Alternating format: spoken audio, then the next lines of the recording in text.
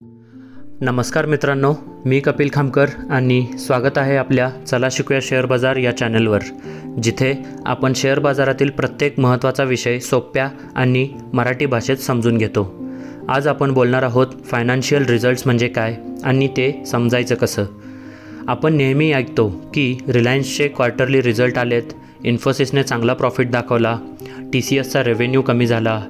पण या बातम्यांमधलं खरं महत्त्व काय असतं?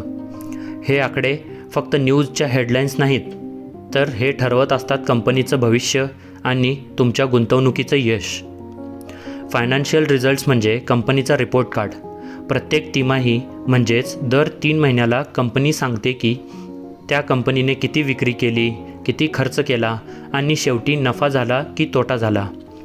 या आकड्यातून आपल्याला कळतं कंपनी वाढते आहे का थांबली आहे, नफा वाढतो आहे का कमी होत आहे आणि त्यामुळे कंपनीच्या शेअर किमतीवर काय परिणाम होतो. आज आपण सविस्तर पाहणार आहोत फायनान्शियल रिझल्ट्स म्हणजे काय, ते कुठे बघायचे, कोणते आकडे महत्त्वाचे असतात आणि हे समजून घेतल्यावर आपण गुंतवणूक कशी सुधारू शकतो. चला तर मग सुरुवात करूया. फायनान्शियल रिझल्ट्स म्हणजे कंपनीच्या कामगिरीचा ताळेबंद. दर 3 महिन्याला म्हणजेच एप्रिल ते जून हे क्वार्टर 1, जुलै ते सप्टेंबर हे क्वार्टर 2, ऑक्टोबर ते डिसेंबर हे क्वार्टर 3 आणि जानेवारी ते मार्च हे क्वार्टर 4 यामध्ये कंपनी तिची आकडेवारी जाहीर करते. त्यातून कळतं की कंपनीची विक्री म्हणजेच रेव्हेन्यू किती झाला, कंपनीचा खर्चा म्हणजेच एक्सपेन्स किती झाले आणि नफा म्हणजेच प्रॉफिट किती मिळाला आणि कंपनीचं कर्ज, मालमत्ता आणि गुंतवणूक स्थिती काय आहे. उदाहरण बघूयात. इन्फोसिस Q2 मध्ये रेव्हेन्यू 39,000 कोटी, नेट प्रॉफिट 7,000 कोटी आणि EPS 17.5 रुपये, डिव्हिडंड 18 रुपये प्रति शेअर. हे म्हणजे फायनान्शियल रिझल्ट्स. कंपनी हे आकडे का दाखवते? कारण शेअर बाजारातील गुंतवणूकदार, विश्लेषक आणि सरकार सगळेच या आकड्यांवर निर्णय घेतात. या रिपोर्ट्समध्ये 3 महत्त्वाचे डॉक्युमेंट्स असतात. एक म्हणजे प्रॉफिट अँड लॉस स्टेटमेंट, याला P&L स्टेटमेंटसुद्धा म्हणतात. यामध्ये कंपनीचा नफा व तोटा कळतो. दुसरं म्हणजे बॅलन्स शीट, यामध्ये मालमत्ता आणि जबाबदाऱ्या कळतात. आणि तिसरं म्हणजे कॅश फ्लो स्टेटमेंट, यामध्ये प्रत्यक्ष पैशाचा प्रवाह कसा आहे तो दिसून येतो. हे 3 रिपोर्ट्स मिळून कंपनीचा फायनान्शियल हेल्थ दाखवता येते. जर तुम्ही हे 3 डॉक्युमेंट समजून घेतले तर तुम्ही कुठल्याही कंपनीचा गाभा ओळखू शकता. म्हणजेच कोणती कंपनी फक्त दिसते चांगली आणि कोणती कंपनी खरोखरच मजबूत आहे हे समजून जाईल. चला आता सगळ्यात महत्त्वाचा भाग बघूया, प्रॉफिट अँड लॉस स्टेटमेंट्स. हे सांगतं की कंपनीने किती विक्री केली, किती खर्च केला आणि किती नफा केला. उदाहरणार्थ TCSने 2025च्या Q1मध्ये रेव्हेन्यू 60,000 करोड आणि ऑपरेटिंग प्रॉफिट 15,000 करोड आणि नेट प्रॉफिट 11,000 करोड केलं. तर इथं 3 गोष्टी अत्यंत महत्त्वाच्या आहेत. त्या म्हणजे रेव्हेन्यू म्हणजेच कंपनीच्या विक्रीतून आलेली कमाई आणि ऑपरेटिंग प्रॉफिट म्हणजेच कंपनीच्या कामातून झालेला नफा आणि तिसरं म्हणजे नेट प्रॉफिट म्हणजेच सर्व खर्च, व्याज आणि कर वजा करून केल्यानंतर उरलेला अंतिम नफा. आता तुलना करा. जर मागील तिमाहीत नफा 10,000 कोटींचा होता आणि या तिमाहीमध्ये 11,000 कोटींचा झाला तर वाढ झाली 10%, म्हणजेच कंपनी प्रगती करते. पण जर विक्री वाढली आणि नफा कमी झाला तर खर्च वाढले असतील, म्हणजेच ऑपरेशनल एफिशियन्सी किंवा कार्यक्षमता कमी झाली आहे. यातून तुम्ही मार्जिन ॲनालायसिस करू शकता. म्हणजेच ऑपरेटिंग मार्जिन म्हणजेच ऑपरेटिंग प्रॉफिट भागिले रेव्हेन्यू आणि नेट प्रॉफिट मार्जिन म्हणजे नेट प्रॉफिट भागिले रेव्हेन्यू. उदाहरणार्थ रेव्हेन्यू 100 रुपये आणि प्रॉफिट 20 रुपये असेल तर मार्जिन 20%, म्हणजेच प्रत्येक 100 रुपयाच्या विक्रीतून 20 रुपये नफा मिळतो. कंपनीची मार्जिन जर सातत्याने वाढत असेल तर ती खर्चावर नियंत्रण ठेवते आणि नफा वाढवत आहे, ही चांगली खूण आहे. पण लक्षात ठेवा, काही वेळा नफा वाढतो पण कॅश फ्लो कमी होतो. म्हणजेच नफा कागदावर आहे पण पैसा हातात नाही. त्यावर आपण पुढे कॅश फ्लो भागात बघूया. आता बघूयात बॅलन्स शीट. हे म्हणजे कंपनीची आर्थिक ताकद. कंपनीकडे काय आहे आणि त्या कंपनीने कोणाकडे देणं घेतलं आहे. समीकरण असं की असेट म्हणजेच लियाबिलिटीज आणि शेअरहोल्डर्सची इक्विटी.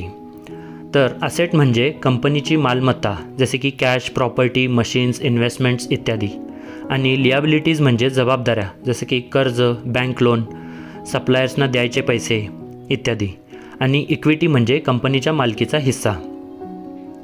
बॅलन्स शीट पाहून तुम्ही लक्षात घेऊ शकता की कंपनीकडे किती कर्ज आहे, मालमत्ता किती मजबूत आहे आणि नेटवर्थ वाढते की घटते.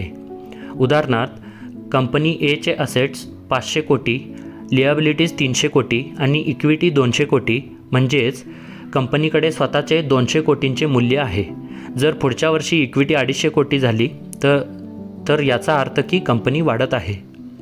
बॅलन्स शीटमध्ये आणखी एक महत्त्वाचं असतं ते म्हणजे डेप्ट रेशो म्हणजेच डेप्ट टू इक्विटी रेशो. जर हा डेप्ट टू इक्विटी रेशो जास्त असेल म्हणजेच कंपनीवर कर्जाचं ओझं जास्त आहे. उदाहरणार्थ डेप्ट टू इक्विटी रेशो 2 आहे तर कंपनीकडे 1 रुपया इक्विटी आणि 2 रुपये कर्ज असा होतो. आणि जास्त कर्ज म्हणजे जास्त धोका. गुंतवणूकदार म्हणून आपण नेहमी पाहायला हवं की कंपनीची नेटवर्थ आणि डेप्ट ट्रेंड गेल्या काही वर्षात कशी चालली आहे. आता येतो कॅश फ्लो स्टेटमेंट. हा भाग बहुतेक लोक वाचत नाहीत पण तो सगळ्यात महत्त्वाचा आहे. कॅश फ्लो सांगतो की कंपनीकडे प्रत्यक्ष पैसा येतो की नाही. 3 प्रकारचे कॅश फ्लो असतात ते म्हणजे ऑपरेटिंग कॅश फ्लो म्हणजेच रोजच्या व्यवसायातून मिळणारा पैसा, इन्व्हेस्टिंग कॅश फ्लो म्हणजेच गुंतवणुकीत वापरलेला पैसा आणि फायनान्शिंग कॅश फ्लो म्हणजेच कर्ज घेणे, परतफेड करणे, डिव्हिडंड देणे असा. उदाहरणार्थ operating profit 500 crore, investment 200 crore आणि फायनान्सिंग 100 करोड तर एकूण राहिले 200 करोड म्हणजेच कंपनीकडे शेवटी 200 कोटी कॅश उरला आहे. हा पॉझिटिव्ह कॅश फ्लो आहे जे की चांगलं लक्षण आहे. निगेटिव्ह कॅश फ्लो म्हणजेच कंपनीकडे पैसा कमी आहे पण नेहमी वाईट नाही. जर कंपनी नवीन प्रोजेक्ट्समध्ये गुंतवणूक करत असेल तर शॉर्ट टर्म नेगेटिव्ह पण लाँग टर्म पॉझिटिव्ह असू शकतं. रिझल्ट्स कसे वाचायचे तर जेव्हा कंपनीचे रिझल्ट्स येतात तेव्हा तुम्ही खालील 5 गोष्टींवर लक्ष देऊ शकता.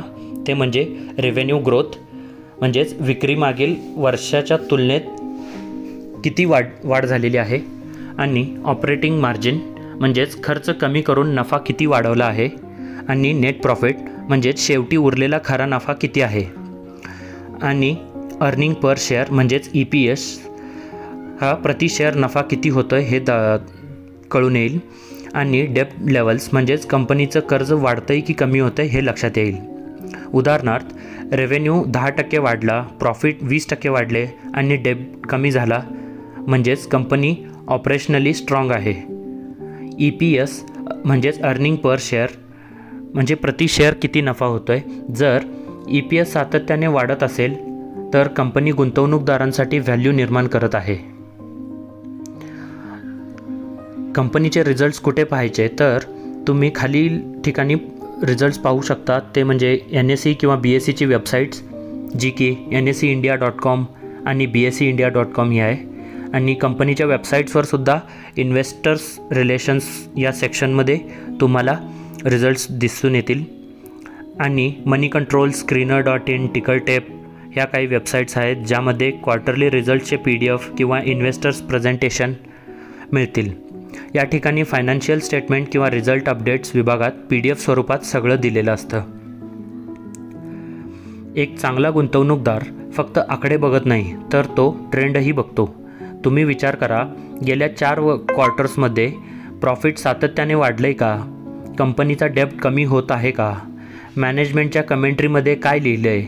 आणि फ्युचर गाईडलाईन्समध्ये मॅनेजमेंटने काय ध्येय ठेवलं आहे? जर हे सगळं पॉझिटिव्ह असेल तर कंपनी फंडामेंटली स्ट्रॉंग आहे. तर मित्रांनो, फायनान्शियल रिझल्ट्स म्हणजे कंपनीचा आरसा. हे समजून घेतलं की गुंतवणूकदार शहाणा होतो. आणि कधीही ब्लाइंड इन्व्हेस्टमेंट करू नका. कंपनीचा निकाल, नफा, कर्ज आणि कॅश फ्लो समजून घ्या. तेच खरं इन्व्हेस्टमेंट इंटेलिजन्स आहे. जर हा व्हिडिओ आवडला असेल तर लाईक करा, शेअर करा आणि सबस्क्राईब करायला विसरू नका आपल्या चॅनलला. आणि कमेंटमध्ये सांगा की कोणत्या कंपनीचा रिझल्ट तुम्हाला ॲनलाईज करायला आवडेल. आणि तुम्हाला डीमॅट अकाउंट सुरू करायचं असेल तर झेरोदा आणि एंजल वनची लिंक डिस्क्रिप्शनमध्ये दिलेली आहे. तिथून तुम्ही अकाउंट सुरू करू शकता. पुढच्या व्हिडिओमध्ये भेटूयात आणखी एका महत्त्वाच्या गुंतवणुकीच्या विषयासोबत. तोपर्यंत हॅपी इन्व्हेस्टिंग. धन्यवाद.